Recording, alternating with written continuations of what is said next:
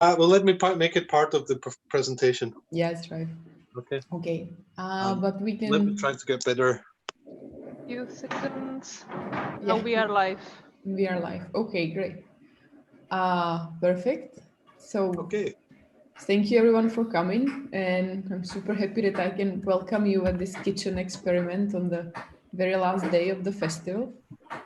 A kitchen experiment called Kitchen Lab / TICHÁ POŠTA / Broken Telephone by Andrew Gryf Paterson, who is, as far as I know him, a local kitchen lab guru in Finland, and he probably has been a kitchen lab guru elsewhere before.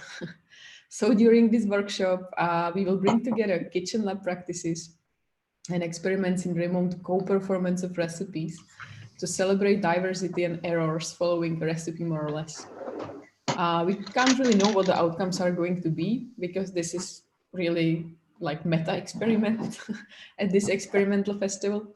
We can't know what is going to come up out of our efforts in the kitchen, but Andrew is going to give us some kind of hints on what we can and cannot do, and we cannot choose if follow or not.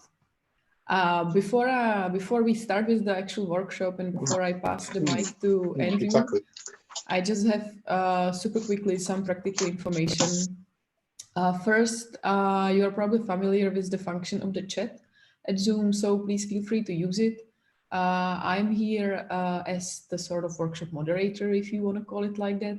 My name is Markéta. We also have Anička, who is a technician. So if you have some problems with your audio or video, you can just type it in the chat and we will see what we can do to help you. Of course, use the chat also to share your comments, notes, links to some interesting projects that associate with your hat when Andrew is talking. And you can also take pictures. I think during this workshop, it will be super interesting to take pictures of our work desks, whatever we are messing around. And you can either share them in the chat or I will pass a link to a Google Drive folder of the Uroboros festival that where you can share it as well if you like. It will be accessible to all the participants and the artists and the festival organizers, just for for the archive. And of course, feel free also to share these pictures on any social media, whatever social media you like. We have some fancy hashtags, so I will paste them in the chat for you as well.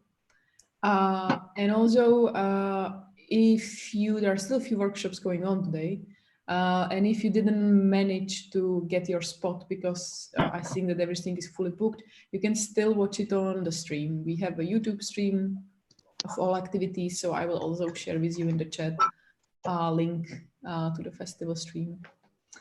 And now I will stop talking about these boring things and give the mic to Andrew, who was reminding me that I should just shut up very early because there is so much that he wants to do today.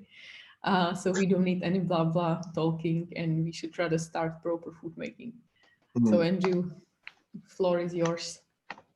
Okay, thank you so much for the introduction and also opportunity to experiment here from my kitchen studio in Helsinki. I am an artist, organizer, culture worker. Sometimes I do kitchen practices as a art form or as an organizational form for maybe 3-4 years. And one project that I have done, a bigger process with several collaborators here in Helsinki in Pixel Lake, has exploring fermentation, in particular social fermentation as a sort of organizational concept.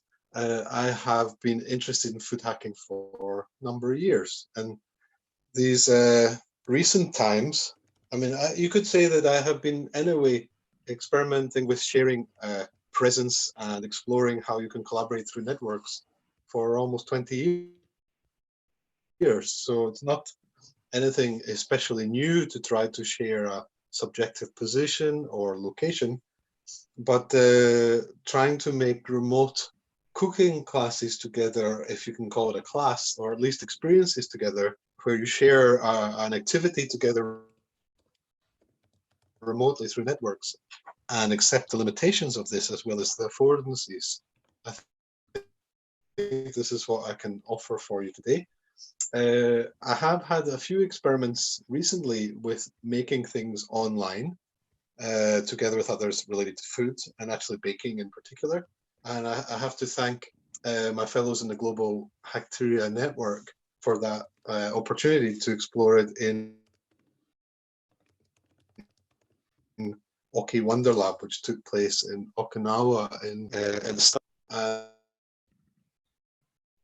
And the encouragement of Marketa also to apply to this festival and to try to experiment again with the model of how can you manage to make something together which is very situated.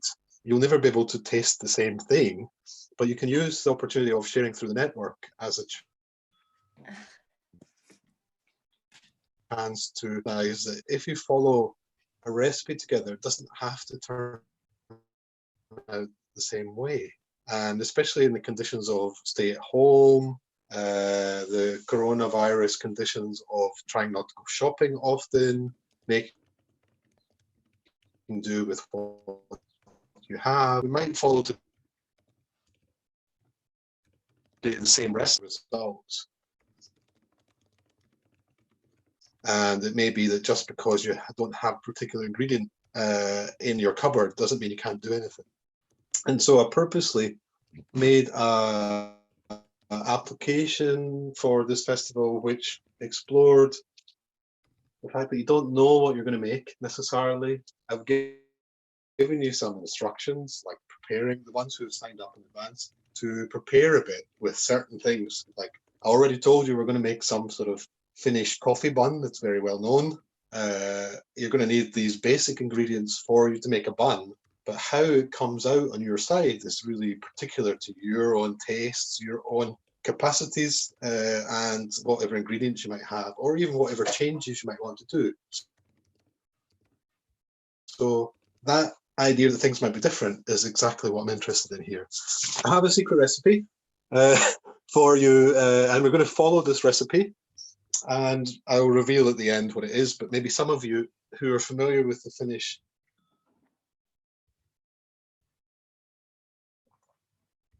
coffee, I'm going to start very quickly because we have a limitation of time, and there's no guarantee it'll even be ready by the time we're finished. So first, I want you who are making this with me at the same time, I want you to go to your oven right now and turn it on and put it to 400 degrees Fahrenheit, or approximately 205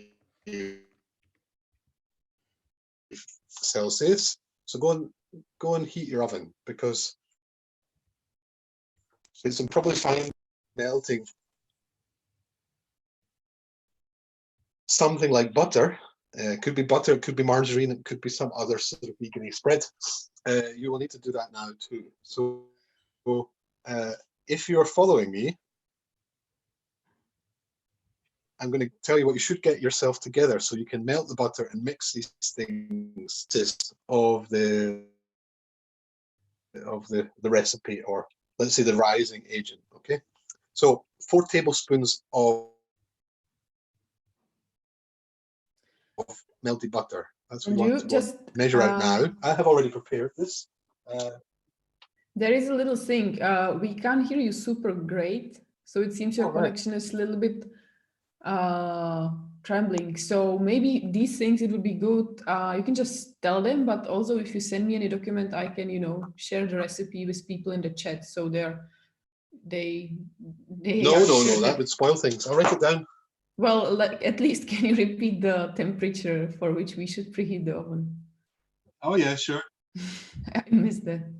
400 Fahrenheit, about 205 Celsius. Celsius. Okay, that's good to know.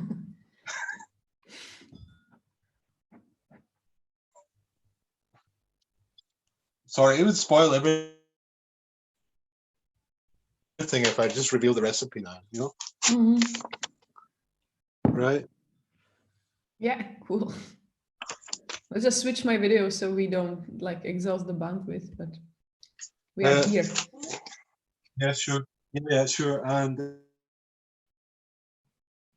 then you have, let's see, what is it?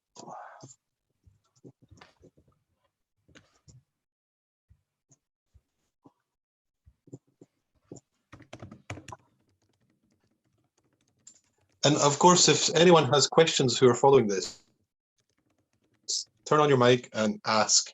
It's okay, right? Need to be able to. It's not. It's not. The comprehension of a broken telephone can be a two-way thing.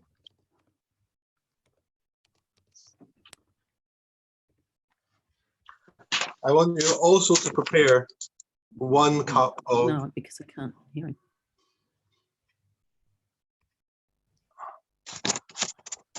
One cup of lukewarm milk. I'm going I want to you to prepare preheat 1 cup of. Yeah. Has everyone got that one? Yes. Cool. I'll And carry then what on about the writing others? them on. Well, the others have to speak up. Yes, you can unmute yourself, people. It is fine. It's just the video seems to be a bit. Yeah, unmute yourself. It will help. But it will help. We have eight of us here, so it's very manageable. My butter has melted. My lukewarm milk is actually not milk. It's What this is it kaura.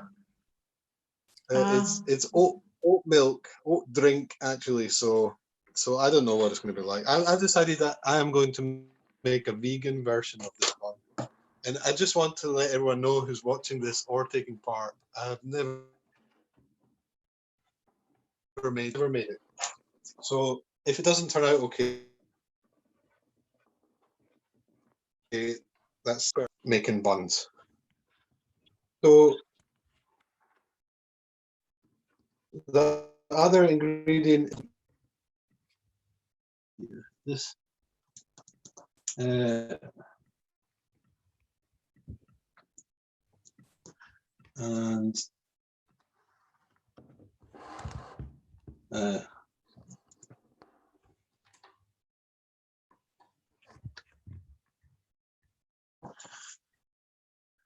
so the yeast is an interesting one because it's a dry yeast recipe, and I don't have any dry yeast, but I have fresh yeast.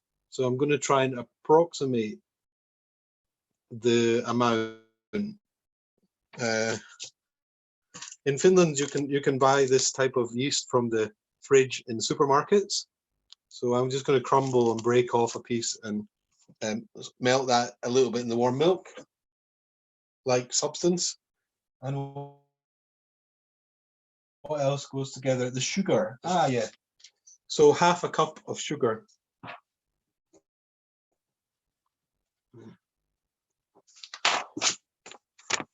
Okay. Does anyone need a repeat of those ingredients? Please speak up if you do. I actually don't, because I moved myself to kitchen and I'm going to do a slightly different experimental recipe, as I told you. But all of you here, you really, if you want You're to forgiven. participate, you will unfortunately have to This is not unmute the. yourself. And yeah, I'm just switching off my virtual background so you can also. Yeah, it does help those who are present with me making this at the same time to give some feedback to me, because otherwise it's like talking to an empty It doesn't room. matter, Andrew. Then we can just bake together, you know. Can I say something?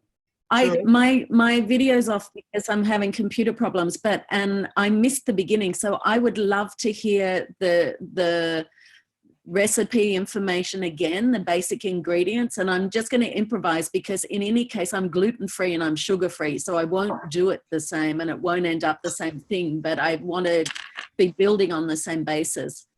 Well, that's perfectly fine and reasonable. That's the whole point of this exercise, that you don't follow exactly. I mean, you can follow exactly, but I don't expect you to follow exactly, right? For your own dietary reasons, for your own what you have in the cupboard, etc., right? we're making a finished bun, which has a sort of a mix to begin with, which has to sit for 10 minutes. It's 4 tablespoons of, let's see, I have to, 4 tablespoons of butter or something like butter. Yep. Yep. 1 cup of lukewarm milk or something like milk. Half a cup of sugar or something like sugar. Yeah. Or maybe you want to make it savory, who knows. And then 1 packet of dry yeast or 2 1/4 teaspoons of it. And this has to be melted together and stirred and sitting for a little bit. And then I'll start talking again about other things. So actually, Thank you. I am going to try and change my camera angle for you, so you can. Oh, Then so you can see. did you mention the name of the bun you are making? No. It doesn't have any name. Oh, it does, but I'm not going to tell you, because then you'll just look it up. You can just create some made-up name. By the way, I have to show you. This is the outcome of yesterday's workshop. Yeah. Still my Oh, it's your poo. still here in the kitchen. So I'm going for this much yeast, which maybe is something like 2 1/4 teaspoons of dry yeast. I have no idea, but I'm going to try that. And I'm crumbling it up into the butter and milk mix, or it's actually vegan spread and oat milk on my side, but you might have some real dairy. And I have to now take it to the stove here. Yes, I'm pointing at the stove, and warm it up so that it melts a little bit, okay? And my oven's warming up. You are all got your oven on, I hope. Oven is also kind of, it's okay already. I have to do the sugar thingy, so I have to be measuring the sugar as well. So let's see, what was the amount of sugar? What temperature for the oven? Sorry? What temperature for the oven? The temperature for the oven. 205 Celsius, 400 Fahrenheit. Wow, that's high. Yeah. And is that fan forced or regular?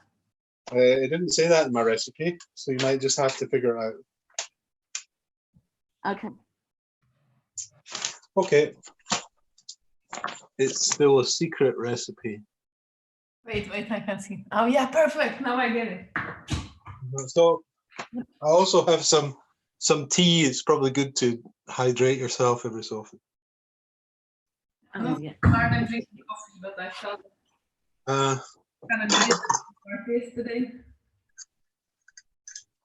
So this, I'm measuring my sugar now.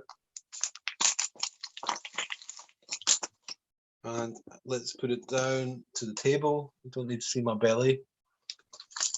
And once we've done this part and we let it sit, then I can talk a little bit more. But we just have to get this practical part out of the way. Unfollowing your recipe right now. I'm mixing quark with honey. All right. Well, that's me. Got the sugar out. Yeah, that's. I don't even have a sugar here. For some reason, don't. And because my oven is warm enough, it's melted all the butter and it's put the milky thing to warm, and it's probably doing the thing it needs to do to the yeast. So I'm going to accept that might be okay, right? Yeah, that looks good. I don't know about you, but I always like to stir in figures of 8. It reminds me like of infinity or something like that. So let's presume that you're also involved in this infinite thing. We could. Would there be a particular stirring style for Uroboros? Yeah. What do you think? Particular Now style Uroboros. I think it has to be the infinity, right? it has to be infinity and has to be very loopy. But you can Well, decide. I'm trying my best to loop like crazy here. Yeah. Okay, so Good. apparently that's meant to sit for 10 minutes, and then I can sit down and think about what to do next. Because this is actually improvisation. For those who know me or have done things with me before, I very much like, I don't want to reveal anything here. I very much like open processes and participatory ones where you don't really know what's going to happen as a process, but the framework for participating is quite important, because in some way you want to give enough guideline to the participants of this process, and that now includes you, especially those who are making, enough so that it's possible to take part, that it's you know where to start, but within the design of the process, and in this case it's a recipe to make coffee buns, within the process there's enough space for you to do what you want, right? And for me, this mix of setting a framework for participation which has some sort of frame, some sort of defined opportunity to take part, so that you don't feel like it's a totally blank page or open space.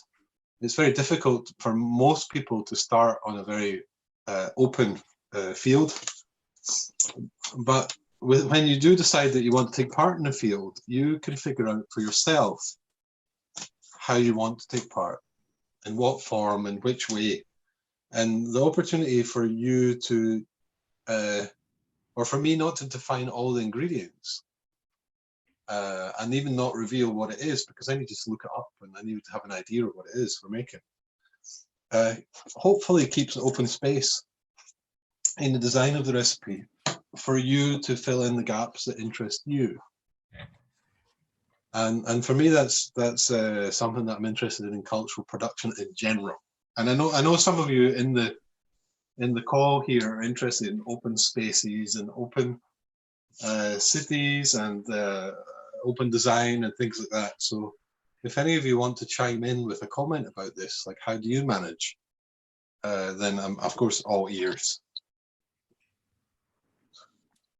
Anyone want to say something about their experience of doing open design processes, because you're all have different practices.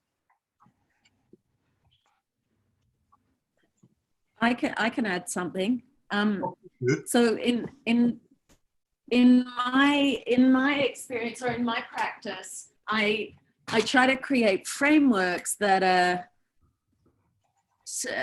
defined enough that I know what the shape of the journey might look like. So it's kind of like I provide structure.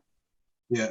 But I never know what the end result will be, because the end result depends on who participates on the day and what they do and what perspectives they bring and everything else. So, and working with the openness means that where I'm not an expert, so I become, I learn from everybody else's expertise, and I hope they learn something from my expertise in being me. Yeah. But I know that I learn so much from everyone else that's involved, and that whole process becomes a shared process with a flatter hierarchy, and it just feels more like doing things together, and that feels like a really important thing to do. Yeah, Danielle, I think you are just echoing me. I totally agree with you. I think we are operating from the same page book. In social practices, right? Anyone else? I've been following you for a while, so. Oh, well, thank you. It's flattering. Anyone else want to say something? I know there's a few of you there who can, but maybe you don't want to be in public record. The let me put myself back. Oops, I lost my. I have to be careful how I use my buttery fingers, right? Because I can press the wrong part of the the phone, right? There we go. Now I can see where I am again. So anyway, you're probably still stirring if you're making something. I'm trying to follow now some other people who are randomly following, but so I have a laptop on one side. So one important thing that's out of the picture, but I can give a hint. It's just within reach. For me, well, and every so often, by the way, you're going to get the zoom effect because actually my mobile phone is on some extendable arm. As you can tell, I'm not holding it, and it's above me, so it's on some little arm, which I can't really show you. But anyway, mixing together electronics, cameras, food stuff. Yesterday I had on the table, thanks to Daniela's workshop, honey and hummus and oil, and the mix of food things and non-food things on the table is an example of the hybrid practice that we're now involved in. Because if you think about the typical recipe following process online, it's most often one camera. I mean, although if it's a TV production thing with multiple cameras, then of course it can switch angles. And supposedly in the background on my bookshelf, I have a GoPro camera taking photographs every 30 seconds, but I'm not sure because I haven't seen the light going. I could, of course, take a screenshot of this activity, and maybe some of you have seen it already from your laptop or your phone. And I could even, if I really wanted, I could watch the YouTube stream now, and maybe even reference to that. It would be a curious thing because then it'd start to look to the side every so often on the laptop. And Andrew? Yeah. Can you please explain once again what we should mix? I just have boiled a bit everything, and now I need to mix it with the instant first. So it should be like 4 tablespoons of butter. 1 packet or equivalent 2 1/4 teaspoons of yeast. 1 cup of something like milk. Okay. And then half a cup of sugar. Oh, thank you. Right. Who's speaking, by the way? Who was speaking there? I can't follow everyone because of 2 screens. Anyway, never mind. I will carry on. So we're almost 10 minutes waiting, and mine's not really bubbling. I don't know what's going on with yours. It's certainly thickening up because the butter is starting to solidify a little bit or thicken. And so I have, well, it's looking like this, you know. It's still rather liquidy. Definitely not bubbly. So I don't know what to do with that. The yeast is not warming itself up. So I'm going to stick it back on my stove, which is warm, and hope that something happens. And look at the next part of the recipe. So, all right, that was step 1, by the way. And that's interesting. It goes from step 1 to step 3. Weird. Something's gone wrong with my recipe. Maybe I'm missing a page. I think it's great. This is exactly the type of problem I expected to happen. Yeah. I'll have to look it up online. Luckily, it's very easy to find. Again, in the meantime, as I said, Yes. I'm not going to follow at all. So I made just this is very DIY something from stuff that I found here. Just so you know, really? there is almost no food in the house because of this festival. So, you know, I haven't been going out. But I would really like you to help me create a name for this. Ah, okay. Marketa, will you cook it? Will you cook it? I will bake it, yeah. It's a dough with like a quark on it and a bunch of seeds and raisins and strawberries, like from strawberry jam. And I'm like, you know, I'm shitty cook. It's just this kind of dough that is already like pre-made for you. Baked dough. But I remember we used to do this. Do you know the strudel? Strudel? Yeah, I do. I remember my mom and grandmother making strudel with that. So, I believe it. I don't like cheating or something. All right. Let's move on to the next step because I found step 2. And so the next step 2 is actually more getting the stuff together to make the dough, right? So the dough, as you might not be surprised to hear, involves something like flour, and it says 4 to 5 cups of flour. So let's. Does it matter which flour, or it doesn't? It just says all-purpose, so I don't know what to say about that. So for those who are caring about actual recipe thingies, 4 to 5 cups of flour, and so I'm going to measure it. Well, I don't need to measure it. I do have a nice measuring thingy, but I don't need to use it. So I'm going to put that away. And I have a measuring cup like this.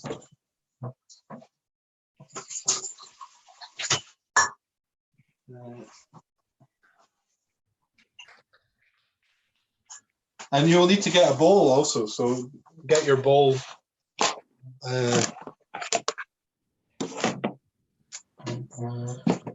So let's see, no, not that.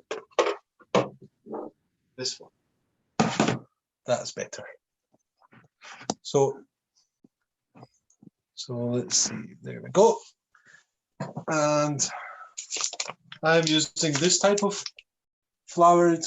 This is an archetype of I suppose TV recipes that they show off the brands that are sponsoring you.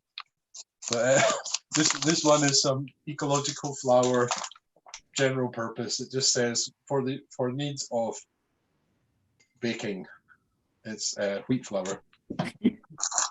and so 4 to 5 cups, if you remember. One. I don't know about you, but I've been experimenting trying to make bread without any measurements except the sourdough. It's interesting.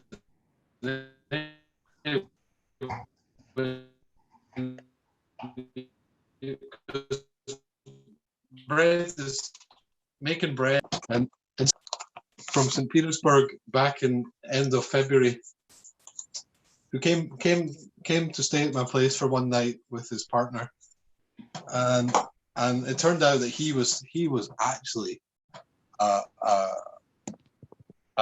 baker scientist. He'd brought all the stuff he needed, all the devices, the measurements. He had brought this all the thermometer and everything. I was like, wow, you really do this like science. And I was like, I don't know how to do anything with making bread. I'm just trying to figure it out. And he was a little bit surprised that I was trying to make bread just with 1 cup of sourdough starter, and everything else was by touch, you know. So I just put in some a few sprinkles of salt. I don't know. I'll just use the amount of flour I need to make it like a dough, and then I'll stop. Right, and already now about 8 years ago, I used to do a bread club with neighbours in the suburbs of Helsinki, And one of the neighbors told me like this, yeah, you don't need to measure anything. You just do it by touch. And if you do it often enough, by touch, you'll understand when the dough's ready, and then your ingredients are correct. I thought that's really interesting. So anyway, the flour, 4 to 5 cups. And I shouldn't look at that. It's going to hold up step 2. Okay, it says stir in the salt. Well, you can decide how much salt you want to put in. Cardamom. Did I tell you about cardamom? I do have cardamom though, and I'm going All right, because I don't think I do. Let's see.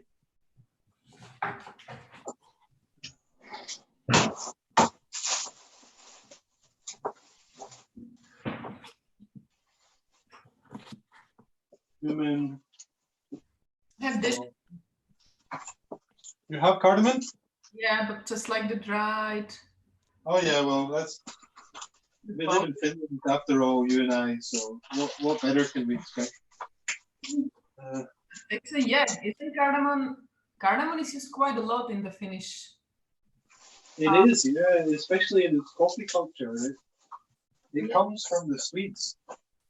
The Swedes like to use cardamom in their coffee buns. I don't have any. So,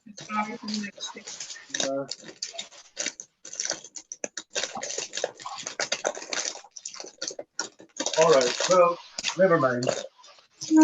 One of you out there will use cardamom instead, I guess.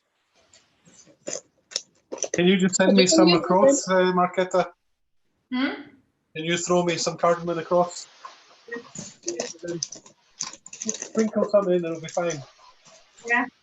Thank you. I'm going to look up cardamom in this. I don't know if there will be any replacements, but I'll have a look. All right, 1 teaspoon of salt, it says, if you really care. I'm just going to do a bit of that.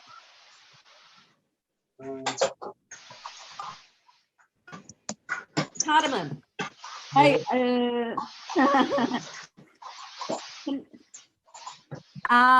Andrew. Yeah. I've just looked up the Food Substitution Bible to see what you substitute if you don't have cardamom. Well, thank you but so the much. thing is, if you don't have cardamom, but listen to what they say. If you don't have cardamom, substitute 10 whole green or white cardamom pods with ground cardamom. What? Yeah, exactly. But there is another one, or ground kororima. So I don't know what kororima is, Korerima. I'll put it in the chat window. But they also say to vary the flavor, you can substitute with cinnamon, either equal amount of cinnamon as you were supposed to have cardamom, or half the cinnamon and half the nutmeg or cloves. Right. I don't know what to do now. I think I have. So I'm going to throw. If you've got cinnamon or nutmeg, throw that in. Yeah, I've got nutmeg. I'm going to put some nutmeg in. I check what I have. In Finnish, nutmeg is called musta kotipakina. Yeah. Musta kotipakina. Yeah. But I'm just going to sprinkle in some of that. What can be switched instead of cardamom? I don't have it. I don't know. Maybe. Oh shit! I'm going to just put in some. I'm putting in nutmeg. Nutmeg. Which is anyway a nice one to add. Right, so then it says add in the beaten egg. And a beaten egg is I have eggs, to be honest, but I'm going to try and make a vegan version of this Finnish bun. So I have you might have seen this already on my table. I have been soaking chia seeds, which supposedly is a substitute for a beaten egg if you're vegan. I'm actually not vegan, but I'm exploring because several people in my house are. and I want to offer them the buns afterwards. So you can also use flax seeds, but chia seeds are easier because flax seeds you have to grind them to go goopy, but the chia seeds go nice and goopy. You see how goopy that is now. They've been like that for about 20, 30 minutes. So I don't really know how many teaspoons would be an egg, but I'm just going to... It's one tablespoon. Okay, so that's three teaspoons. 3 Is 1 teaspoons, tablespoon. So one beaten egg is 3 teaspoons. Doesn't seem like a lot. Never mind. Does it? I usually double it. I think it's 1 tablespoon of the seed plus water. Yeah, I'm gonna. But if you go back, I'm gonna put in the magic number 9. Yeah. There we go. If you go back to what you were saying, Andrew, about measurements and scientific approaches and things. Yeah, sure. Scientific approaches to things. Scientific approaches to baking only works if you are in the exact place using the exact same ingredients as were used to work out the scientific details. As soon as you change where the flour comes from, or change the altitude or the water or the pollution in the air or anything else, it all changes. So that's why cooking from touch is much more scientifically valid than using some kind of scientific method, because you can't control everything. Yeah, I think that's right. I think that's the problem with science anyway, isn't it? There's so much particularity. I mean, this is arguably an anti-science recipe. But okay, so now you probably still have something dry. I'm gonna put in my melted butter mix and then start to knead. So let's do that. Let's do that. How's your oven doing, by the way? Is your oven heated? And I'm ready to put it in. Yeah, and look, mine's now like a sort of golden thingy. All right. So Daniel, you are muted though. I think you are saying something. That's all right. It's not Daniel. Daniel's show. Exactly. So I've done this because I can't eat any of the ingredients, so I've replaced it with all other things, and I've just made a lump that I'm going to put in the oven. And it's a lump of whatever seeds and dry things I could find in the oven, and I use chia seeds to join it together and a bit of oil. But I'm going to stick it in the oven. This will take an hour, so it'll take longer. So I'll put it in now. All right. I'll try and give you a more close-up version. Hang on.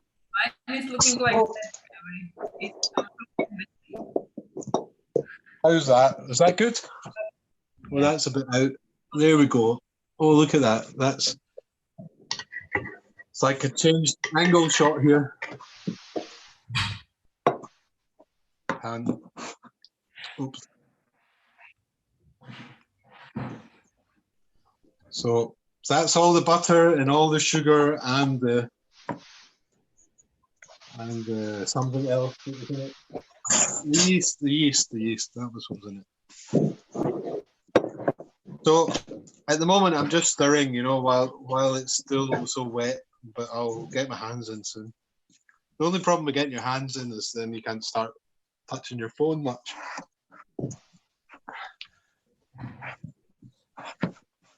Oh yeah.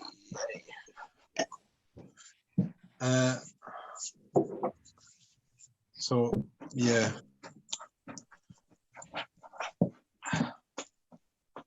This is when you can show off also your skills in stirring.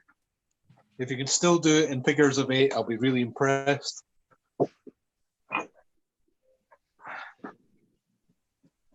But you can see the dough is starting to form, and actually quite quickly. It's pretty nice. And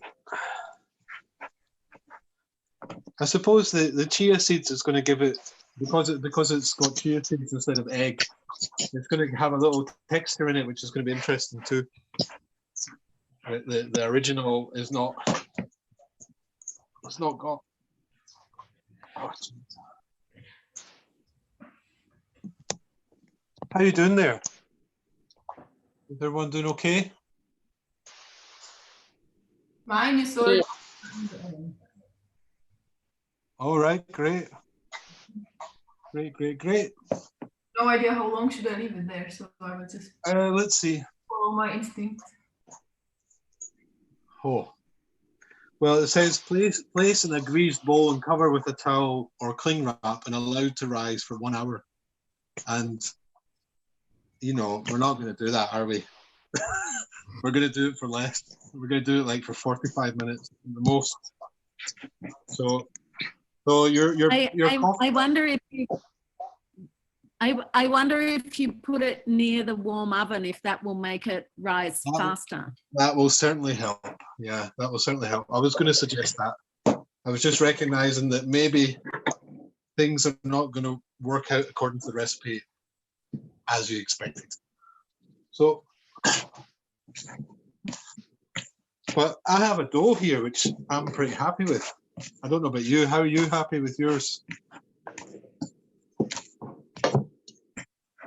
Mine, but I cheated. Sorry? It was mine, but I. I didn't really catch who said that, so I can't respond. But it's shiny. It's not so sticky. I'm really happy. So we're gonna stick that on your oven, on the hob or something as suggested to let it grow bigger while we wait, okay? And then we can start talking about other things that's going on. So let's see. There is my oven. Luckily it's not too hot. I'm putting a bit of plastic on top of your oven. Don't melt your plastic bowl on the oven. What can I do? I could put a plate on and then the bowl. There we go. So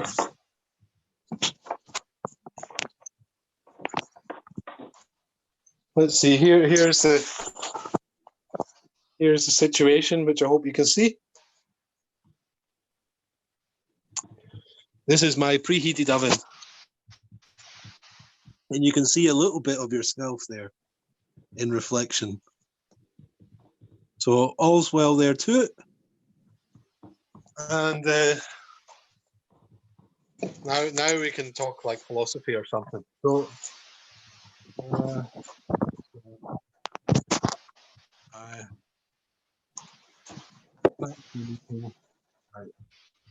so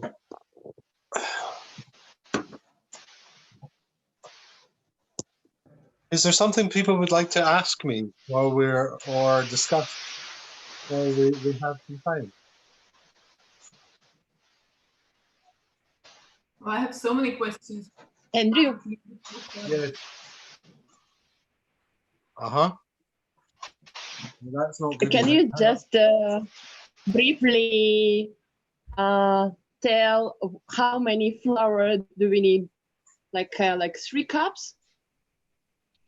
How many cups of flour? 4 to 5 cups of flour. 4 to 5?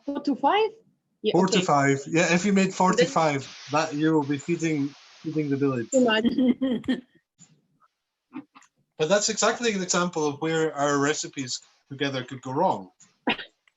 The broken telephone game, as you're well aware, I hope, is about telling one thing into one person.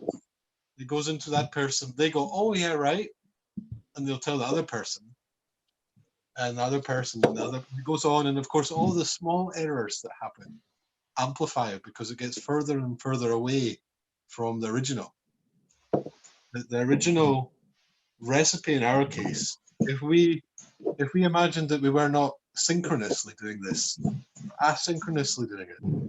So I do a recipe. I show one of you. I show Daniela, for example, how to make this recipe. She writes down according to the information I have given, according to my notes, right? Oh, that looks like 4, or is that 4 S's? I can't tell, right? And so that's a potential. It's 4 small cups, little ones, or, small or, cups. Or yeah, what size is your cup? What cup are you using? Yeah. Right. So So there's a chance there that a small error or a glitch is going to come into the recipe by me telling it and showing it in this way. And then Daniela says, "Okay, I'm writing that down, and I'm going to send a message to Marketa." Right. It's 4 small cups. Right. And so that's it's 4. And then Marketa goes, right, fine, and she makes a recipe, and then she sends it on to let's choose someone on the other screen, to Ola. Ola receives that message, and they are going to go, right, 4 cups. I only have this mug, so I'm going to use the mug half full, because that maybe is about a cup. And you can see what's going to happen, or because of the dietary constraints of already mentioned, then it no longer has butter in it, or it no longer has wheat flour in it. It has I don't know, spelt, or no, maybe buckwheat flour, and the recipe starts to shift. Sorry to interrupt you, but do we need to add something inside the flour? Did you add already a bit of salt? Sprinkles of salt? Your cardamom substitute and the beaten egg. 1 egg? Yep, but beaten, mixed up, or something like an egg, but something that helps bind it. Thank you. How is everyone else doing? Has everyone else now got their dough waiting? Just getting mine out of the oven. Anyone else wanting to comment on the state of their dough? Samuel, you haven't said anything to us. Or Julia. I think they're ghosts. Unless they prove otherwise. So you can see where the potential of the broken telephone recipe method is. It's not working exactly at the moment here, because we're all making it synchronously together, right? The chances of error is pretty slim, because you can all approximately hear me and you can all approximately see me. However, if it's getting passed along a chain, an asynchronous approach, so that I originally shared the recipe, it goes on to someone else, it goes on to someone else, goes on to someone else. The 4th or 5th person, chances of them having the same recipe is much lower. And that's where the fun of the game is. That's where the broken telephone is funny, because you're sitting around in a circle, maybe, one person, and you know, in English, this game is called Chinese Whispers, and it maybe says something. I think it's a racist label for this game, but the idea of whispering, right? This is what the recipe is. The recipe: flour, egg, sugar, cardamom, yeast, a little bit of salt, etc. Right? So that communication is one-on-one, so not everyone gets to hear it. And then later, the next person gets a message and it's one-on-one when no one else gets to hear it, etc., etc. Right? So when it gets round again to the original teller, the original recipe giver, that recipe could be totally different. So it says something about our communication relays from sender to receiver, and because of the bandwidth, very low bandwidth of broad communications, or when I hold up this, you get a glitch in the screen, and so you can't really read it properly. And then I put it away again. Means that, oh, did he just say butter, or did he say margarine, or did he what? So the chances of errors emerging in the narrow bandwidth of post-it notes is quite a high chance of error, right? And especially because I used a biro pen and not a marker pen and things like that, right? So, does I anyone want to share talk? one, Andrew. Yes, please. I really, I know how to cook, but now I feel like I'm doing some extreme cooking because there's no really good connection. I can't hear everything, and I'm distracted by what I do and what I have to watch. And it looks like you work through the, I don't know, like through the really dark room without anything around and just touching, like trying to complete in one bun. It really looks very extreme cooking experience. Well, that's nice to hear. We have And to invent sometimes new it's sports really in weird, coronavirus. I have no idea what to use it for. Well, I'm liking the fact that you might be going all wrong there.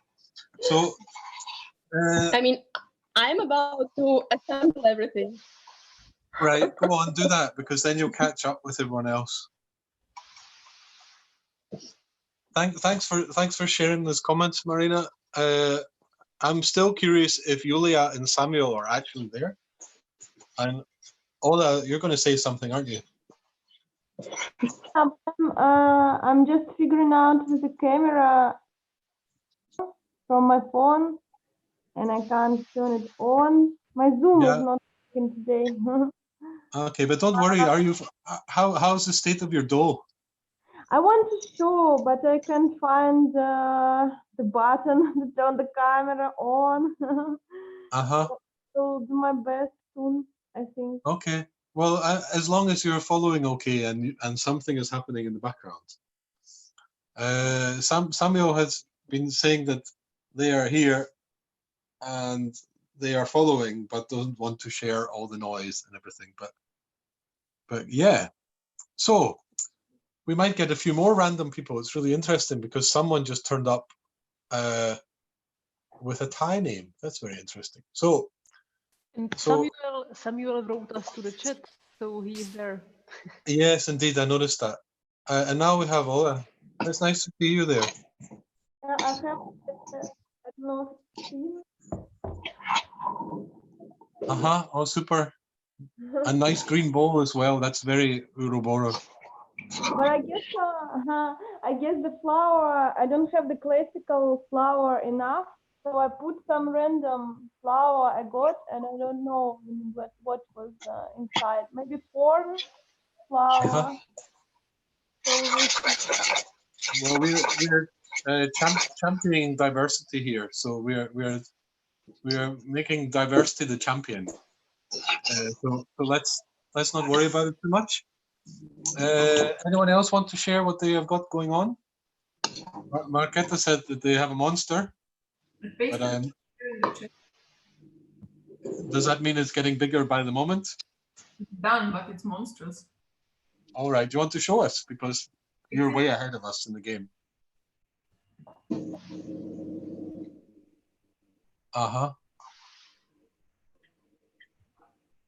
All right. Well, nobody wants to show us anything, so let's move on a little bit.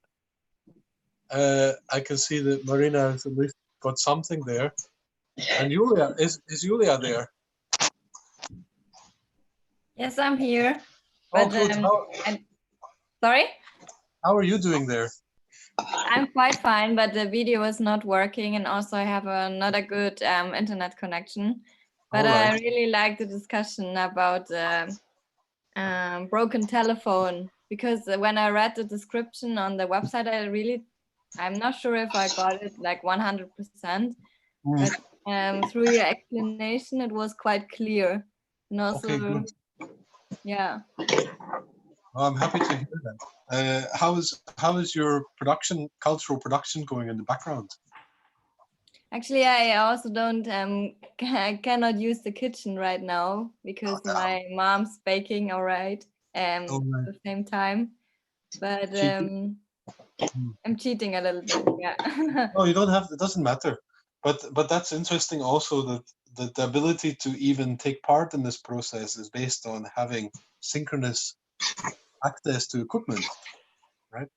So it may be that your process actually happens later today or tomorrow, and we only get to see the results in 24 hours or 48 hours. You know, so there's a chance for error in that process too, and that's also an interesting part that I haven't considered or thought about before.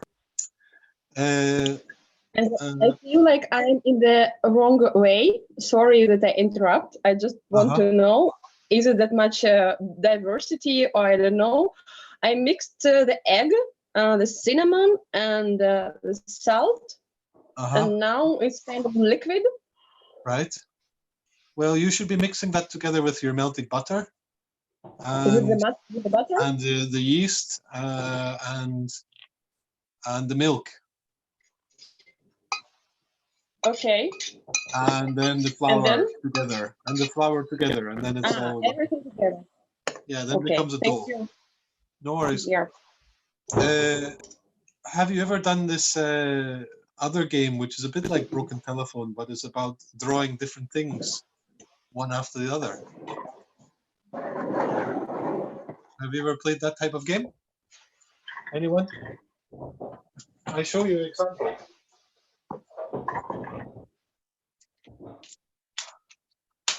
This is actually an example from Cologne, February last year. Let's see, I should retract it a little bit. So, you know, one person does a drawing like this, you know, and then they fold up the paper and they pass it to the next person so they cannot see what is being drawn next, right? And the next person uses the same lines as a starting point for the body and the legs or the waist. And then the next person gets it, etc. And you get feet, right?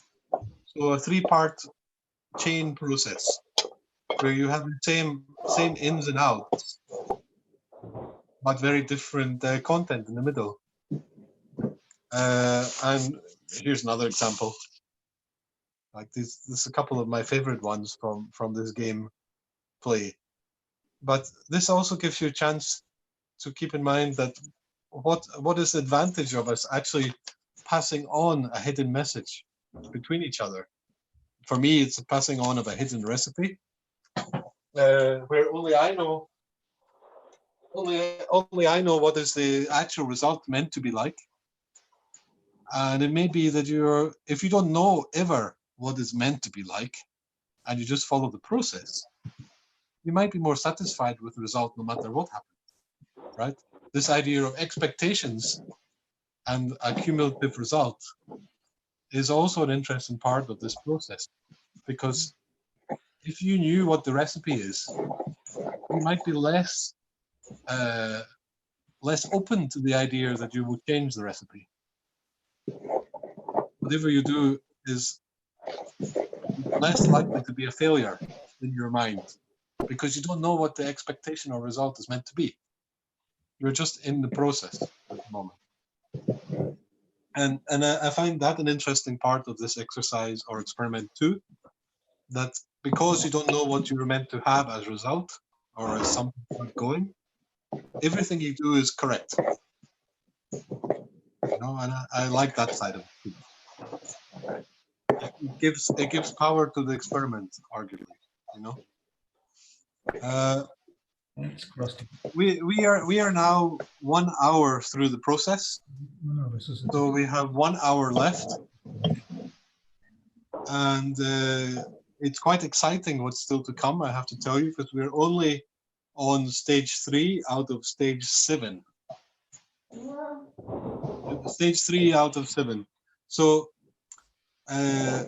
when the dough is ready, and this is now a relative term because we're pushing it pushing it a bit faster and forward than the typical recipe. But when the dough is risen to some degree, and this is a zoom effect. Look, did you see the zoom effect? This is the very analog zoom effect. So when the recipe is ready, no, sorry, I'm mixing up now. Excuse me. I can actually go back to my paper-based thing because we've got past stage 2. So when the dough is ready, we're going to split it into 2 equal halves, right? And then we're going to roll it out with a rolling pin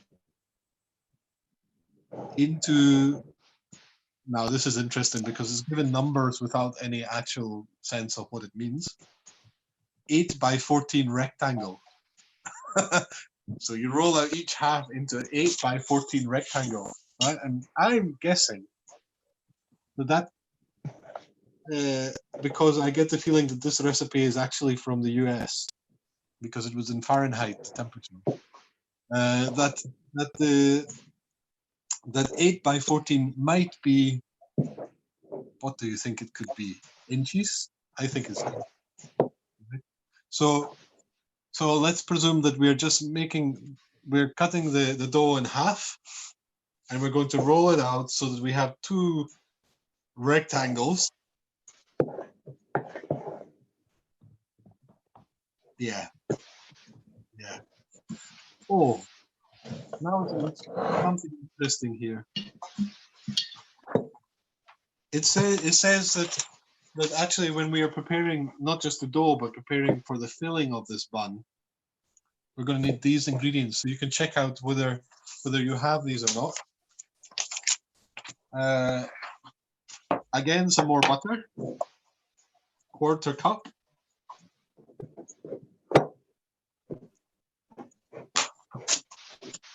So 1/4 cup of butter.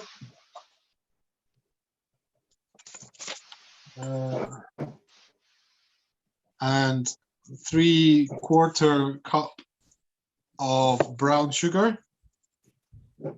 Sorry, Daniela, more sugar.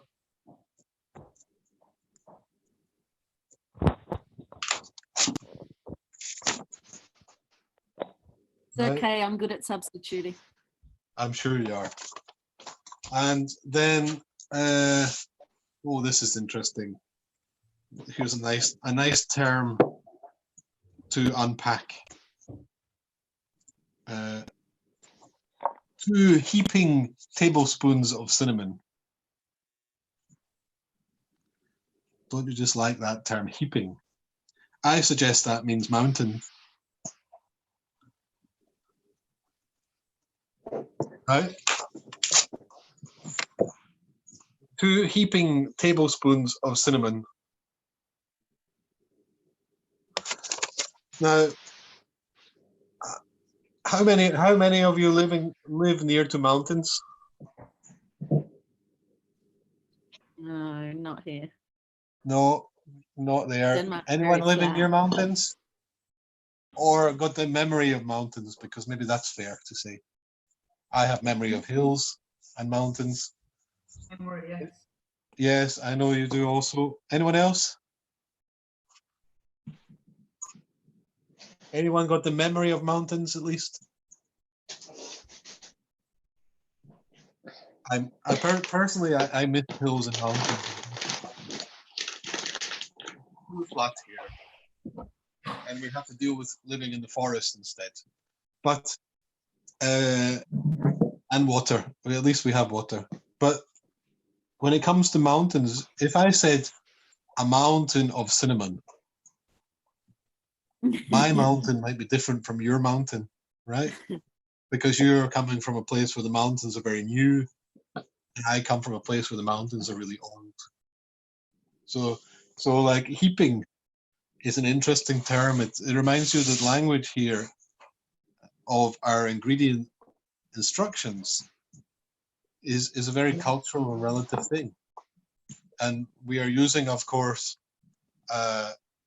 tablespoons or 1/4 cup.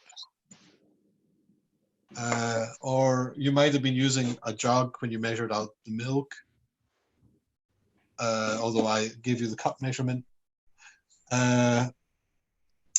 You know, and of course I told you earlier that oops, I used this wet fresh yeast instead of dried yeast, and I have no idea how that relates. And now I have lots of crumbs of it, by the way. But the thing is that these are all standards which we have agreed upon, or at least the international community of recipe makers, and so the international press and communicators of food culture have agreed upon. The teaspoons and tablespoons, at least in the West, are pretty much the same. And so we can actually, there's a good chance we can make the same result. There is, if we had a radically different set of participants from different parts of the world, which may not even use cutlery in the way that we do in the West, then we might have some troubles, you know, and that's also an interesting part of the international sharing of recipes through a chef or a cook, with maybe a top-down approach to recipe making and recipe sharing that we don't talk about is how we've all agreed these standards and who decided them, right? And that might be just pragmatic reasons that nobody can follow the recipe if we don't have the same tools to make it, or it might be that everybody should make it the same, despite our quite possibly different backgrounds and different eating cultures. Does anyone want to make any comments? Anything for conversation? Small talk even?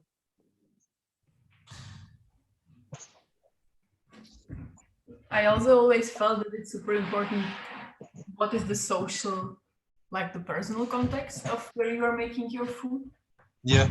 As in, you know, if you make it yourself, the very same recipe, but you are like home alone, for instance, it's different when you made it, I don't know, a couple of years ago when you were with somebody else. Yes, of course, it's true. We had a nice discussion about that with Daniel and with Hillary, with one of our friends and partners in crime, about how recipes. You know, if you have recipes for some very traditional cake that your grandma always used to make, you can try really hard, but you will never make the same cake as your grandma did. Just the emotion, the context, because your grandma maybe she had some tricks that she never wanted to say out loud, but also the whole atmosphere of, you know, grandma's house and maybe the smell of her kitchen and yeah. So yeah, but it's also the bacteria on her hands become part I was going to mention recipe. that too. Yeah, this is very important, especially with baking culture. Or the fermentation culture is the same.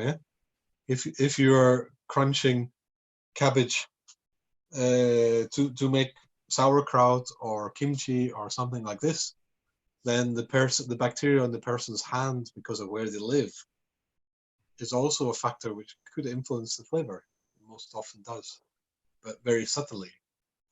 But that subtle difference might mean the big difference between what you buy in the shop and what you make at home. Or even there are recipes that we were trying in Singapore where you use your spit as well to start sort of to support. You use your spit? Yeah. So there is, for instance, if you make the name of it's the fermented rice porridge. So the tradition was that you pre-chew the rice grains and then you spit them back. And then you basically ferment it, I think similar as fermented makeoli, you know, the rice wine, but this was for something else. It wasn't for makeoli. And then that gives it also like a whole new bunch of enzymes, right? You're using your own spit. For me, it was a really nice, weird example of food personalization. you know, like how people personalize their diets based on quantified data and whatever they track about themselves, or because of their allergies and intolerances. So this was sort of food personalized, like literally by yourself. That you just put a piece of your personal biological material in it, and then it is to watch the compatibilities if other people are able to eat it or not. Yeah. I have an anecdote. Oh, sorry, carry on.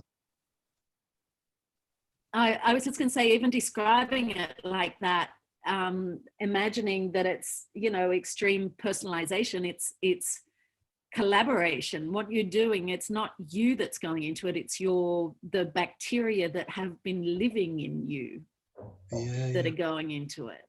So it comes back to the, you know, the we are multiple thing, the question of how we imagine ourselves and how we imagine ourselves and the bacteria that we rely on.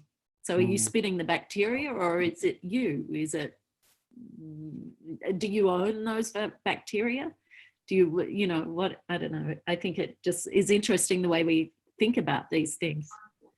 Yeah, my collaborator in Ferment Lab, Agnieszka Pokrówka, she and I were part of an exhibition, very fortunately, in a year and a half ago, where she made a workshop as part of the contribution to the exhibition about how you might ferment yourself, right?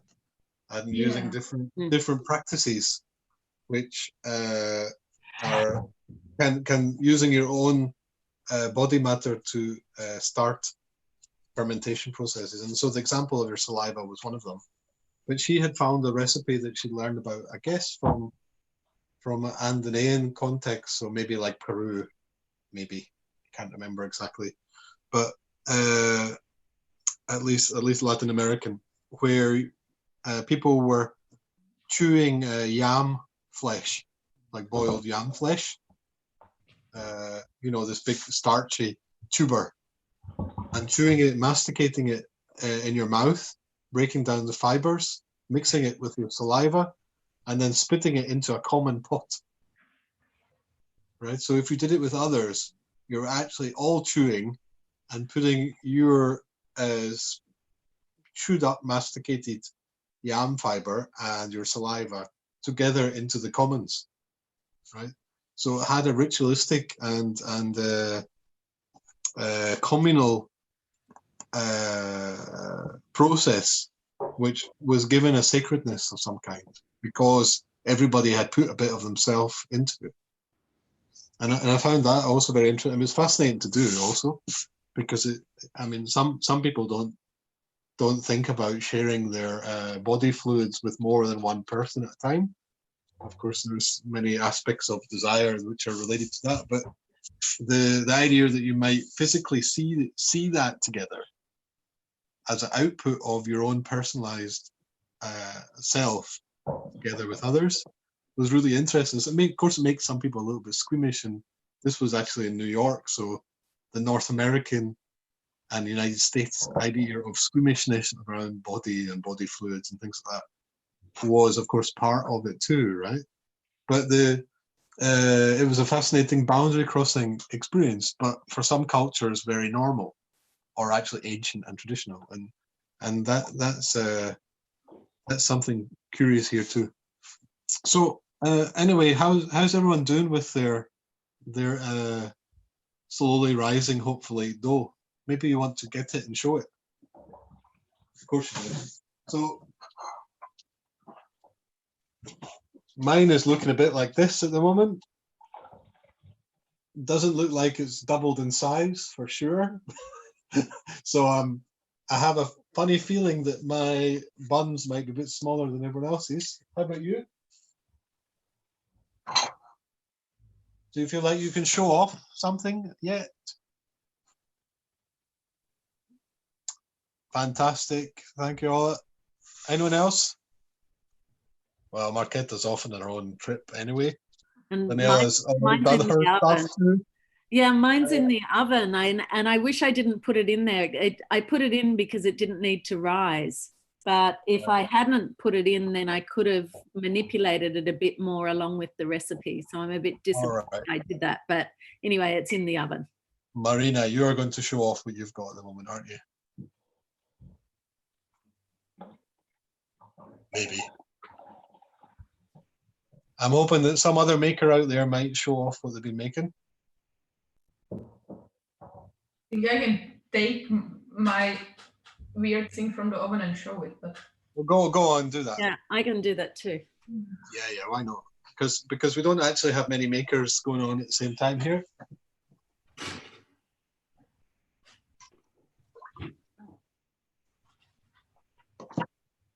So I didn't have enough ingredients to fill up the whole thing, so I just kind of shoved it down one end, and it's just loads of nuts and seeds and with chia seeds. And so I used chia seeds instead of egg, and I used oil instead of butter, and I used nuts and seeds. I didn't grind them because it would have been noisy, so that's my flour. All right, wow. Are you really popular with the local birds as well? Yeah, maybe once I've eaten this, they'll just want to eat me. So yeah, maybe. Do you have a cat by any chance? No. Good. I think that combination of you being excellent making seed bread plus all the local birds and the cat would be just a complexity that you didn't really want to get involved in, eh? Yeah, we haven't tasted it yet, so we don't know if it's excellent, but it looks excellent. I'm giving you the benefit of the doubt. So, anyone else want to say anything before we start to move on? Because I think we should. Well, I can show you my disaster, but it's not, you know. Why is it a disaster? Yeah, that looks like a pizza. A sort of fruity pizza. God, it's sweet. But I made the mistake of on for too much degrees. With it made this alien thing, like this huge blob. I posted in the chat. So then I had to take it down, let it sit, and put it back for a lower degree. So that's where the crust is burned a little bit. But now it seems it's okay actually, that all of the components are done. Okay, that's very interesting. It just, I don't mind. I just give you a little idea of my context here. This is how things are coming. All the instructions are stuck around the table now. You see, I have a sort of yeast crumble problem. I've got probably more chia seeds than I know what to do with. I have a secret ingredient that I haven't told you about, which this is my variation. I'm going to add some aronia powder. Oh, nice. Make some purple interior to my bun. Yeah. And what else? My tea is still here in the background. That's about all. So I'll give you. I put a secret ingredient into. Oh wow! What they call goji berries. Oh wow! So that's actually a chance for you to be inspired by secret ingredients. Yeah, hang on. I don't know if we can make them. Oh yeah, that's right. Yep. Very healthy. So now is a good time for you to think about, well, okay, in this bun, traditionally cinnamon is used. I've already mentioned that. Actually, it's probably the thing that makes it one of the most characteristic coffee buns in Finland, and gives it a bit of color. Hence why I also thought, oh, I could do some purple as well, or pink or whatever. But now it's time for you to think, well, what actually do I want to put in my bun? Because the type of bun we're talking about here is the type that we're going to roll out flat and then sprinkle the covering, the flavoring, in this sense, the cinnamon, traditionally cinnamon, and then we're going to roll it up. You might start to have an idea what this bun is going to be, right? So that's where we're heading. So if you haven't really thought about the flavor in your coffee bun, this is now when you want to go and get that special ingredient. If it's not cinnamon, it could be something else. But I suggest you make it a sweet flavor, but you never know, whatever you fancy. I had this idea it could be pistachio, but that's just me dreaming. I don't actually have any pistachio. So, right, I think I'm going to take a quick toilet break and be back in a moment. You just think about your special secret ingredient. And I'll give, I don't know what I'm going to give you to look at. I could let you look at the yeast. How about that? I'll let you look at the yeast. There you go. See you in a minute.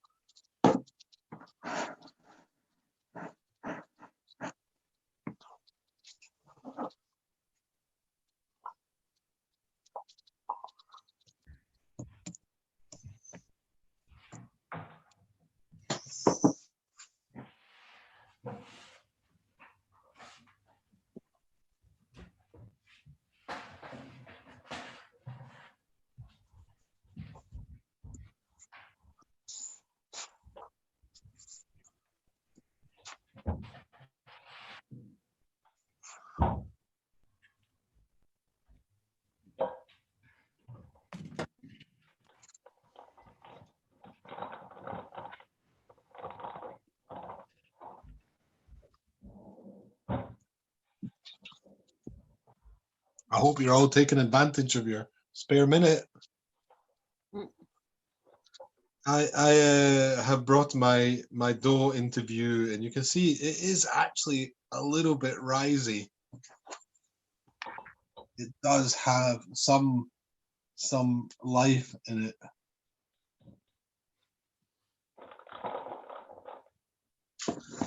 And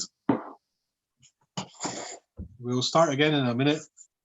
So let's see how it's going. I am going to check out, see how the live broadcast is doing. Because supposedly we are streaming to YouTube as well.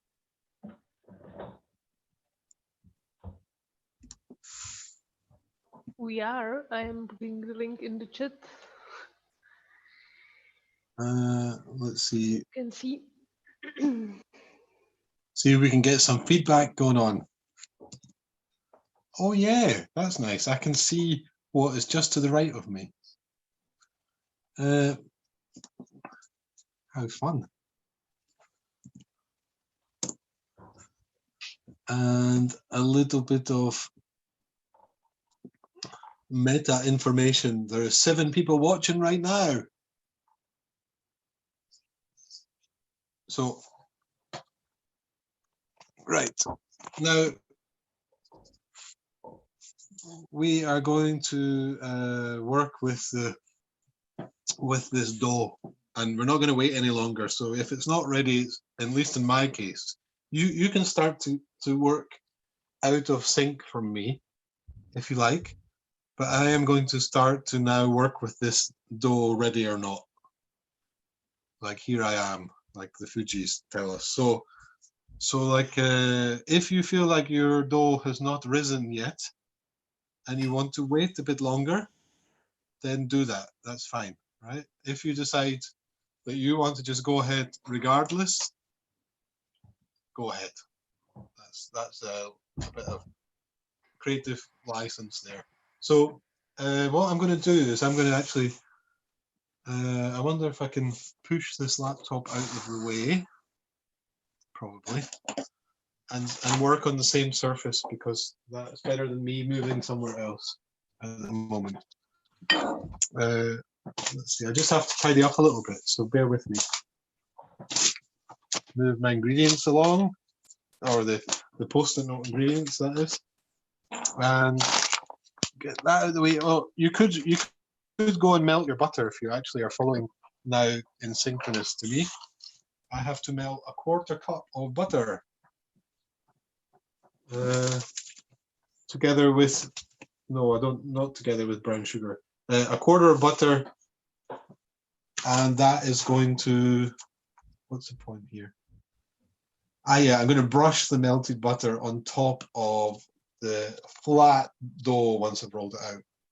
And then after that, I'm going to sprinkle the sugar and the cinnamon, and in my case, the aronia powder too. So I'm going to get ready for that.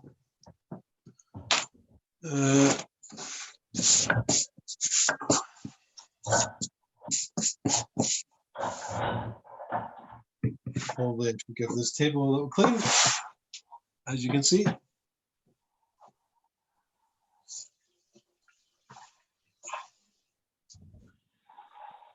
This is the part that they never really show you on the TV chef programs, is it? When I actually clean up. Although I never watch them, so I don't really know, to be honest. I have this strange phenomena that in the corner of my eye, I can see myself cleaning up the table because I've got the YouTube stream in front of me too. But I think I'm going to take that away so it doesn't distract me, and keep the internet power.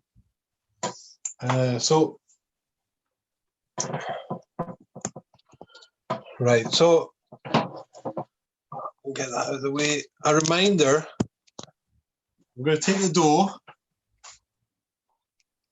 It's been supposedly punched down. There we go, it's punched down. I'll show you this. It's been punching down my dough. It didn't really rise high enough anyway, but never mind, because it's not been sitting for 1 hour like it should. And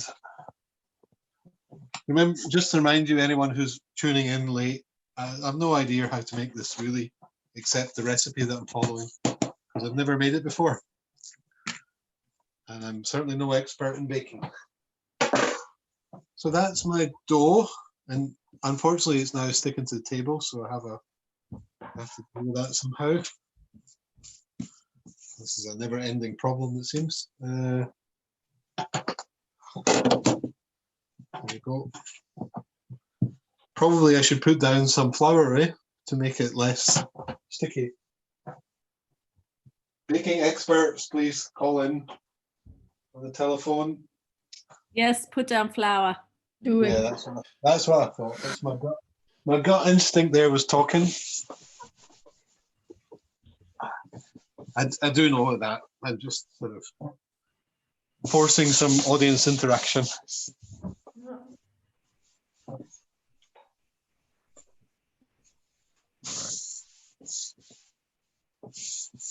Okay.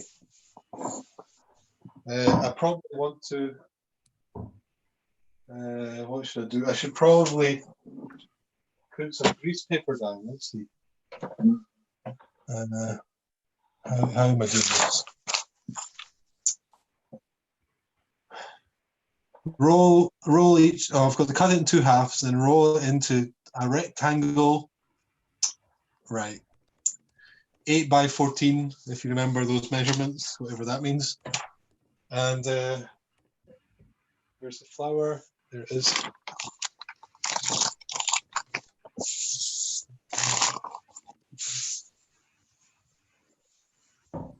This is new media arts, you know, remember?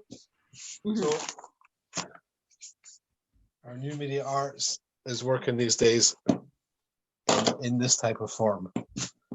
Right, and we make it in half.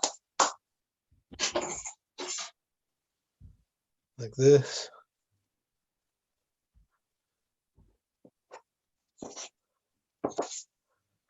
It's me trying not to mark my desk. And put that there. And you can see fine, I guess.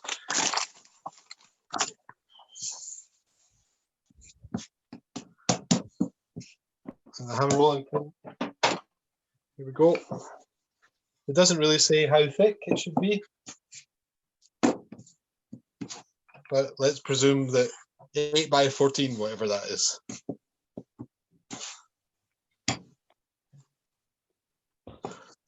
And a rectangle was recommended, but that looks pretty unlikely. Should I get a measuring tape out? I probably should.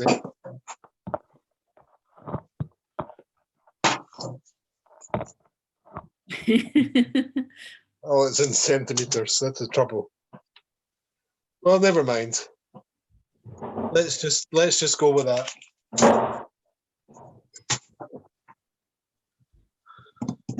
So, right. So, oh, I haven't melted the butter.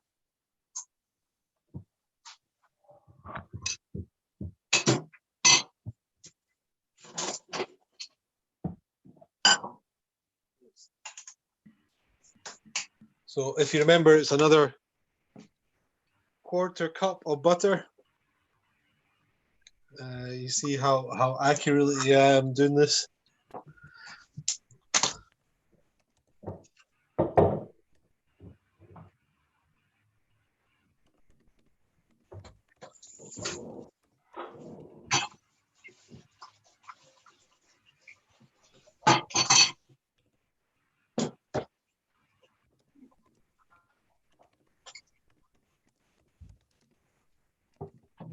Nobody ever warns you when you're at art school or when you're doing media studies or anything like that about the problems of technology and butter together, do they?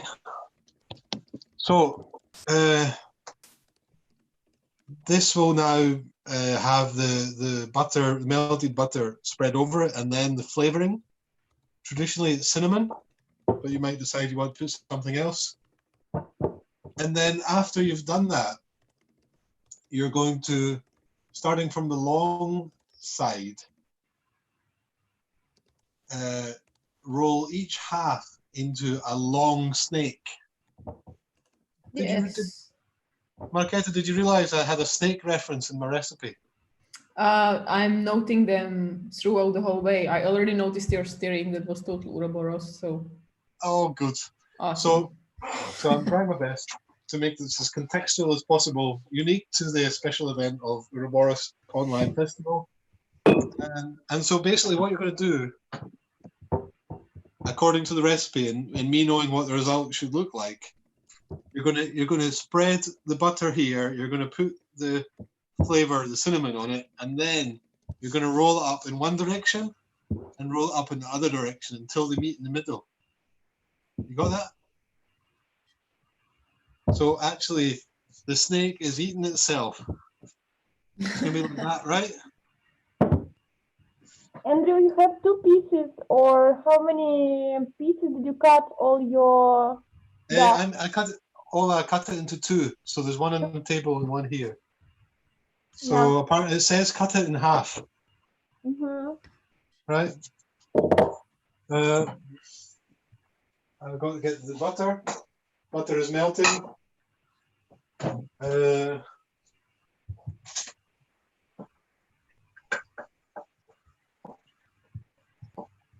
Do you have one of those little brushes? You know, the basting brushes, the ones which allow you to put the butter or egg or whatever in a thin coating. I have one. Hang on. I have one of this fancy modern ones, which is made of silicon. Ah, oof. And it's pink. And it's pink. Did Mark give it to you? No, I have a pink fetish also. Okay, good. This is very common across those food hacking, Yeah, pink I fetish understand. is just, Yes. Just to let you know, one of our participants is in the countryside on the Russian-Estonian border and has very bad internet. So they let me know that they're watching by YouTube. They haven't dropped out.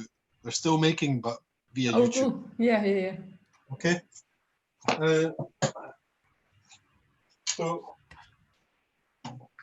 So here is my melted butter thingy again. And I'm going to put it on my very nice broken hot plate. And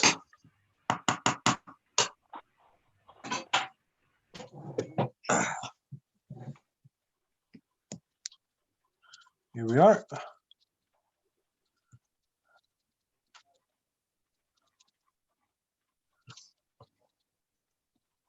I'm sure this probably tastes really good with actual real butter, but with this veggie spread thingy, it's still not bad. It's not a bad substitute. In Finland, they have a lot of really good alternatives to dairy products these days, and a lot of very good vegan products. So if you're a non-dairy, non-meat eating person in Finland, actually you've got a lot of nice choices, which might not be where you are. So that's that. And let's see, what was that again? It was sugar, brown sugar and cinnamon. So this is the fun part. And the measurements, if you're interested, for both, to make both sections, in total it was 3/4 cup of brown sugar. And I have one somewhere, another cup, that is. Maybe it doesn't really matter, actually. It doesn't really matter. I'm just going to go with the liberal approach.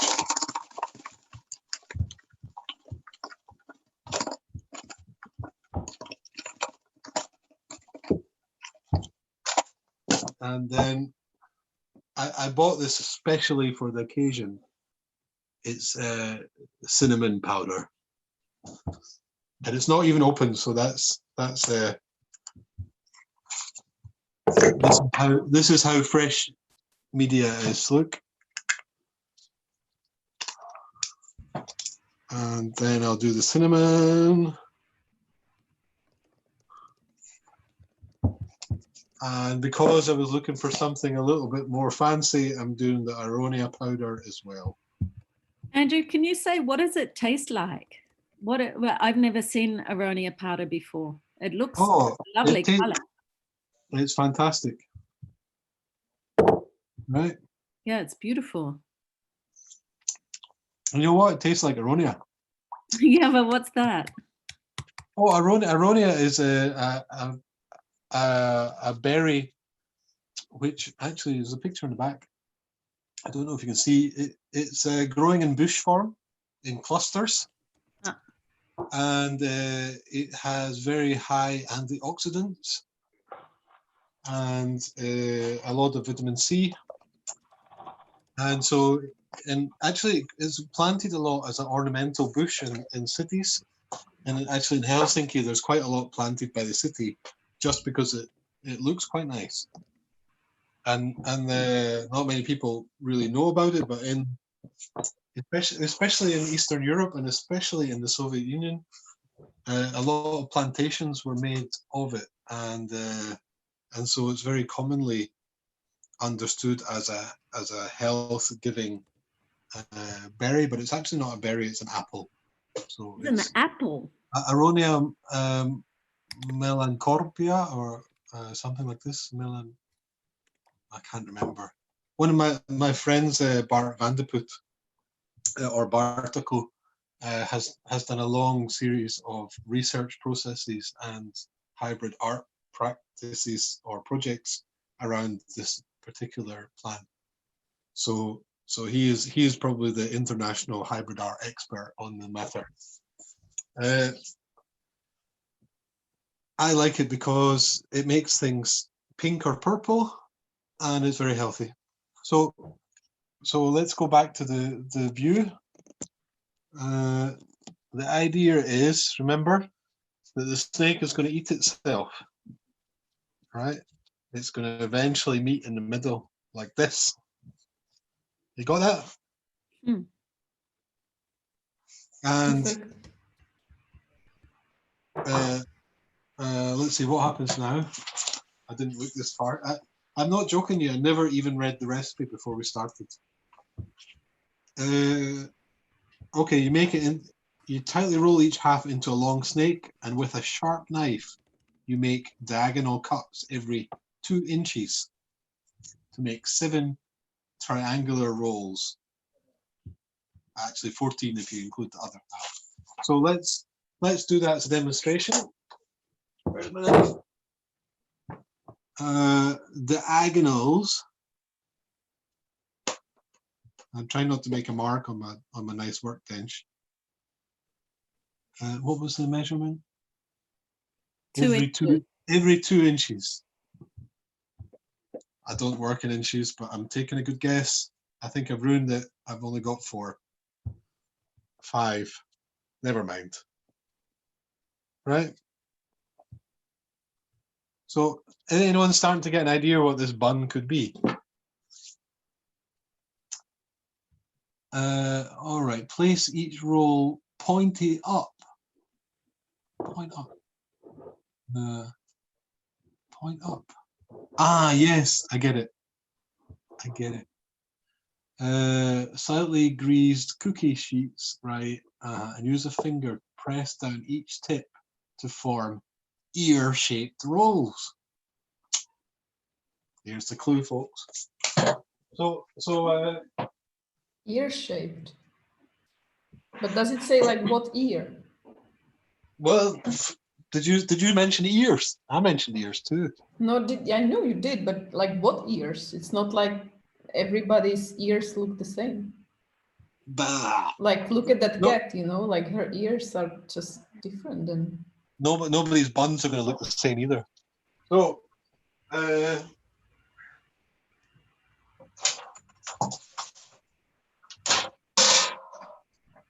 now this is the exciting part, I guess. How am I going to do this? I suppose I'm going to do it like this. So that's going out of the way, and I'm going to have to put not the baking, maybe the baking tray even there. That's going to be interesting. Let's see.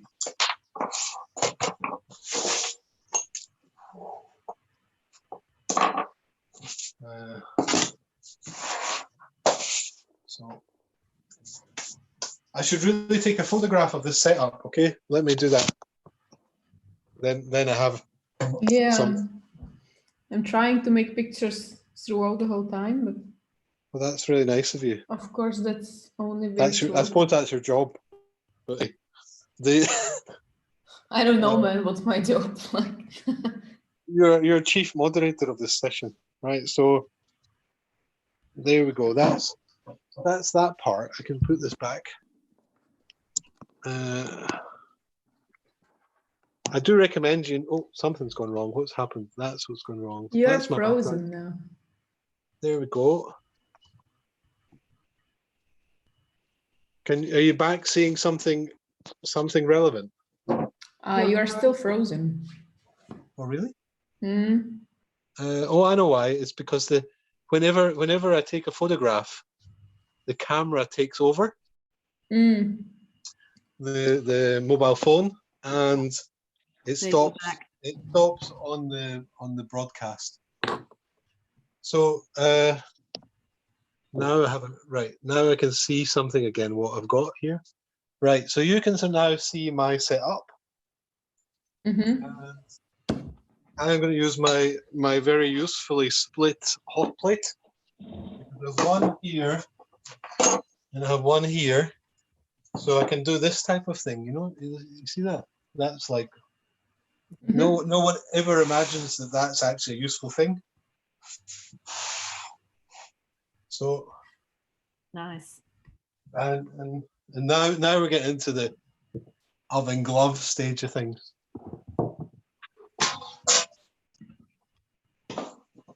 Right. You see?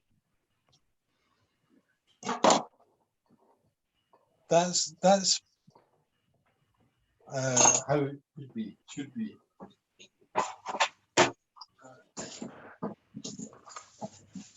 So what's happening? Are we now preparing them to be baked right now? Like a Sorry? small. Hola, sorry, what did you say? Will they be baked as separate small pieces? Yes. Ah, great. Wait till you see. So can you now see what I'm doing here? Yes. Maybe I could maybe even move you around so you got a better view. How's that? Yeah, I can see it perfect.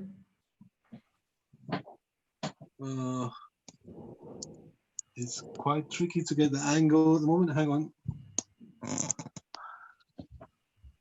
There we go. That's better, eh? Almost perfect.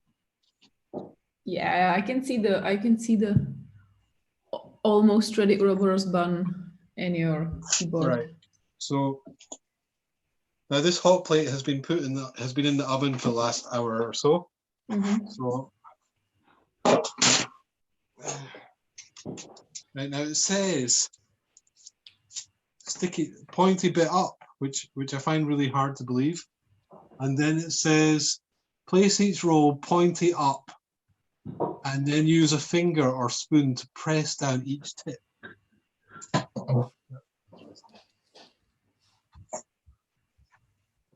I'm going to try the spoon method first, and if that doesn't work, I'm going to try the finger method. Well, that looks ugly.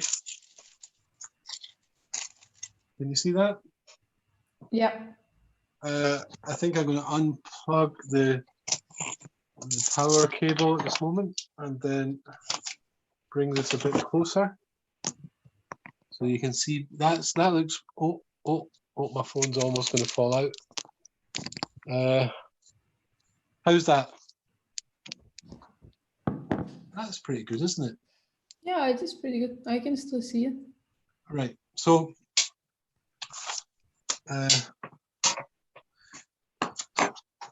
supposedly, I'm going to do the fingers now because I didn't trust the spoon method. Supposedly, if you do this,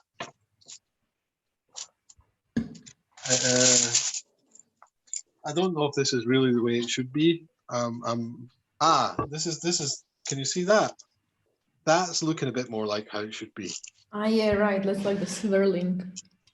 Right. That's looking more like it. Yeah. Can you see the ear? Okay. Yeah. Oh, it's actually very good looking. Even if it's not exactly the correct shape, there's something very seductive about it. So there's only really one there that looks like it should be looking. so never mind. But you get the idea from that. You can go ahead and do yours, and I will move this away. I'll give you a closer up look because now it's cooler, the hot plate, so I can show you. You see? Does anyone recognize this type of coffee bun yet? It looks like you know, the cinnamon. We call it like Swiss bun for some reason. Oh, in really? Czech, or like it's called Švýcarka, which in Czech would be something like Swiss bun. But it's bigger and it's round, so it's not as nice as this one. It doesn't have like two little ears. It's just like a one big snake. And it has cinnamon inside, and sometimes pudding and raisins. Yes, yes. Well, certainly cinnamon buns are all over Europe, and especially in Central Europe and Germanic Europe. And I'm guessing that as this one came from Sweden, I understand originally from Swedish culture, it's also part of the borrowed Germanic culture. Yeah, And in Finnish, I can now reveal what this one is. In Finnish, it's called korvapustia. Right. Okay, I know that. Korvapustia translates literally into English as like slapped ear.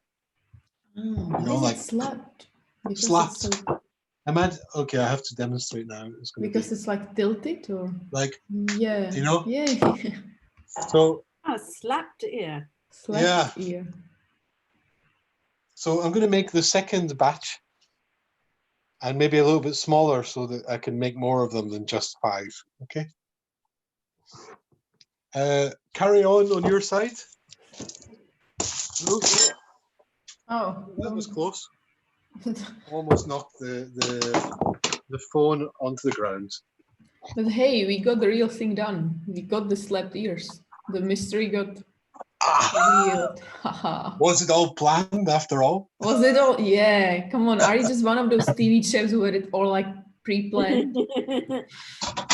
So. Oh my God. That was really unplanned, I have to tell you. So, but the magic of live television, I think they say, don't they? So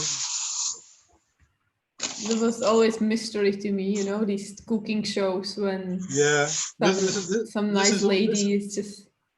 This is only the second time I've done this professionally, this type of remote kitchen stuff. But I have done it several times with my daughter in the last month or 2. So hello to you out there, eh? I hope you're enjoying this, because I know she's watching. And she's been a really good help for me doing this type of work. So we do the next one. Andrew, I just have to, I'm always this like boring person at the end of all meetings where I have to say, well, we have to end. But we talked about it before. So the thing is that in 10 minutes, we have to switch to another event. Yeah. So we should, you know, we need to start like stopping the streaming and everything now. But as we discussed before, you can also just create your own Zoom room on your account and invite all of those people who are here. Yeah. It would be super easy, and you just continue there, because the problem is that this channel is going to be busy and they have to prepare and ta-da-da. Of course. So we have like 5 minutes maybe now. Yeah. What I'm going to do is I'm going to put my bun in the oven now. The bun's in the oven now. And then there's a chance that in 10 minutes we're still live. In 10 minutes, we are already live on another meeting. So all of those who are watching this now as a document, and those who are taking part live, we've revealed the recipe more or less. Okay, there's still half to make, but I'll do that in my own time. We have talked about many different things. We've talked about open plan, participatory arts and design. We have talked about recipes and how they can be followed or not. Maybe the open source aspect of this is that you can take what you have learned here and adapt it and change it as you wish.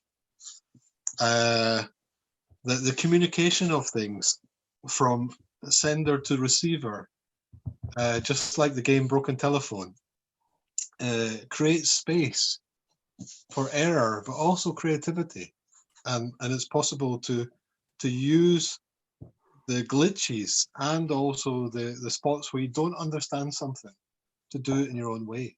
And if I was going to summarize this process, this is a very pragmatic way to explore the benefit of openness, but also diversity in outcomes and the outgoingness that processes that you do together allow. I thank everyone who's been my participant in the live, and I hope it's been entertaining enough for you to watch remotely or later when you get the chance to see this video. Korvapuustia, korvapuusti as a singular term, korvapuustia plural, is a Finnish cinnamon coffee bun. And outside of this recording, we're going to bake them and have them with at least a cup of tea, but maybe a coffee too. And unfortunately, that pleasure is not shared. Thanks so much for your time, and it's been a pleasure to take part in Uroboros Online Festival. It's a really great example of how you can work in difficult and troubling times. Cheers. Thanks for that. Thank you. Thanks, really. You are the first like natural force that made me like bake something in Finland, you know. Ever since I came here, I won't bother. So Yeah. now it's just a big day for me, you know. All right, I'm gonna show you as a closing me putting the buns in the oven, basically. Okay. Yeah. And when you're doing that, and then we can close the call. Thanks everyone who took part. Bye. Thank you. Thank you, Andrew. It's been a pleasure. Thanks everyone I'm for coming. gonna try not melt my phone and yes, put right. things in the oven. Okay. But it would be good ending as well, though. Okay, hey, in the past art production, I've managed to drop a mobile phone and a bucket of tar. That was so. That sounds fatal. It was totally fatal. So let's try to do this in the most appropriate manner.